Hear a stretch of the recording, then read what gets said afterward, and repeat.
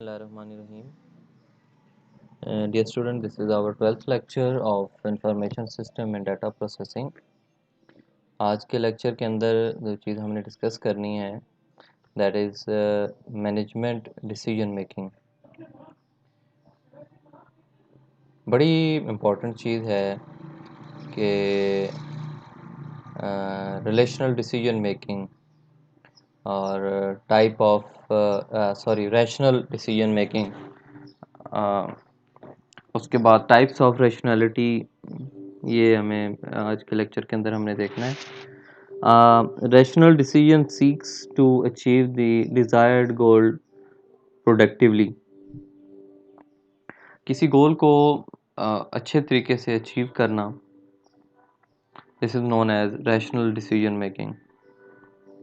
Seeks to employed after graduation, जैसे graduation complete होने के बाद आपको कोई जॉब मिल जाना। अगर आप इस सेंस के अंदर स्टडी कर रहे थे कि मुझे जॉब मिले, और ग्रेजुएशन के बाद अगर आपको जॉब मिल जाए तो उसको हम कहते हैं कि ये हमारी रैशनल डिसीजन मेकिंग है। अब रैशनैलिटी के अंदर कौन कौन सी चीज़ें इन्वॉल्व होती हैं? Objective rationality, subjective rationality, conscious rationality, organisational rationality और पर्सनल रैशनैलिटी। ये 5 चीज़ें हैं जो रैशनैलिटी के अंदर आती हैं। तो एक एक करके देखते हैं कि ये क्या होती हैं। Objective rationality, maximising the value of objective. Subjective rationality, maximising the value of what is strongly perceived. Maximizing what the decision maker is conscious of. Maximizing organizational values और उस मैक्सिमाइजिंग दी पर्सनल गोल। तो ये सारी चीज़ें हमारी rationality के अंदर आएंगी। प्रॉब्लम्स क्या आते हैं रैशनल डिसीजन मेकिंग के अंदर?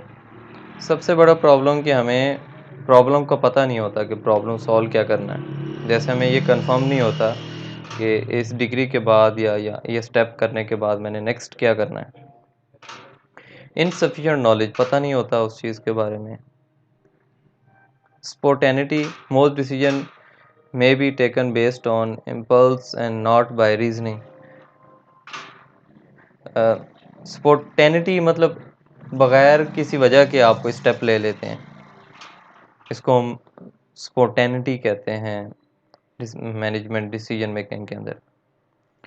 Broad inclusion, other may not share the rational decision. किसी ने आपके साथ कोई रैशनल डिसीजन शेयर ही नहीं किया, आपने किसी से पूछा ही नहीं है कि ये डिसीजन मैंने कैसे लेना है। डिसीजन मेकिंग प्रोसेस, सबसे पहले क्या करते हैं, प्रॉब्लम को आइडेंटिफाई करते हैं जिस प्रॉब्लम को आप सॉल्व करने जा रहे हैं। उसके बाद एनालाइज करते हैं उस प्रॉब्लम को, फिर उसके बाद रेलेवेंट डाटा को कलेक्ट करते हैं, डिटरमाइन अल्टरनेटिव सॉल्यूशन, उसके बाद सेलेक्ट द बेस्ट सॉल्यूशन। ये 5 स्टेप्स हैं जिनको फॉलो करके हम एक अच्छा डिसीजन कर सकते हैं। स्टेप 6 के अंदर हम कन्वर्ट डिसीजन इनटू एक्शन। ये इम्पॉर्टेंट होता है। बहुत सारे लोग डिसीजन ले लेते हैं बट उसके ऊपर एक्शन नहीं करते, तो इसका भी कोई फ़ायदा नहीं है। Ensure feedback, measure performance with indicators. जब आपने कोई डिसीजन ले लिया, इम्प्लीमेंट कर लिया, अब आपको उसकी फीडबैक आ रही है, तो उससे आपने परफॉर्मेंस को इंडिकेट करना है कि मेरी परफॉर्मेंस किस तरह की है। Decision making system, 2 possible systems of decision, closed and open system. Closed decision making, managers has a ready model for decision making. Manager have to decide on a model. 2 चीज़ें, manager has a ready model for decision making, close decision making इसको कहते हैं। And open decision making, manager has to decide on a model. The law of requisite variety, the possible decision alternatives and choices in each state, the decision rules to justify the selected options, the process by which the decision choice was reached. तो ये सारी चीज़ें हैं जिनको हम इस चीज़ के अंदर डिसीजन मेकिंग के अंदर कंसिडर करते हैं। तो डियर स्टूडेंट, ये हमारा आज का टॉपिक था।